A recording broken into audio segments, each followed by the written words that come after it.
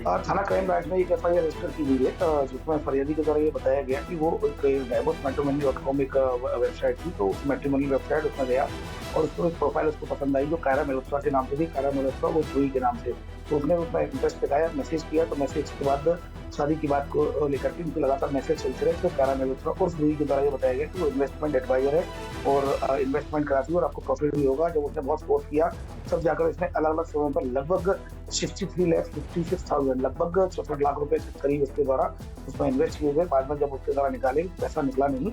तो ये कुल मिलाकर ये एक पिग ट्विस्टिंग स्कैम है, जिसमें सबसे पहले कि एक रोमांस किया जाता है, एक विश्वास डेवलप किया जाता है, इमोशनल ट्रस्ट डेवलप होने के बाद फिर उसको शेयर मार्केट में इन्वेस्ट करने के लिए फंसाया जाता है। तो इस तरह से पिग ट्विस्टिंग स्कैम के लिए ये पहली एफआईआर संभव है और इसमें एफआईआर रजिस्टर कर ली गई है और इसमें जो जिन अकाउंटों में पैसा गया उन अकाउंटों को ट्रेस किया जा रहा है। जल्दी आरोपियों की गिरफ्तारी की जाएगी।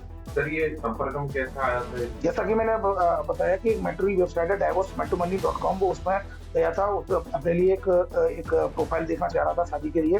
तो उसके बाद उससे चैटिंग करते रहे, चैटिंग करने के बाद पिग ट्विस्टिंग स्कीम में सबसे पहले रोमांस किया जाता है, इमोशनल ट्रस्ट डेवलप किया जाता है। एक बार ट्रस्ट डेवलप हो जाता है तो फिर उसके बाद इन्वेस्टमेंट में उसको लगाया जाता है और इन्वेस्टमेंट में फिर व्हाट्सएप ग्रुप होते हैं जिसमें कि लोगों को ऐसा लगता है कि वो पैसा उसका बढ़ रहा है, कई लोगों को बढ़ते हुए दिखाई भी देते हैं, लेकिन वो भी जो साइबर फ्रॉडस्टर्स होते हैं, स्कैमर्स होते हैं, उनके साथी होते हैं जो कि ये प्रिटेंड करते हैं कि उनके पास पैसा बढ़ गया है, तो इस वजह से विक्टिम भी जोखिम आ जाते हैं, उनके साथ ये फ्रॉड हो जाता है। फिलहाल एफआईआर धोखाधड़ी की धाराओं में रजिस्टर कर ली।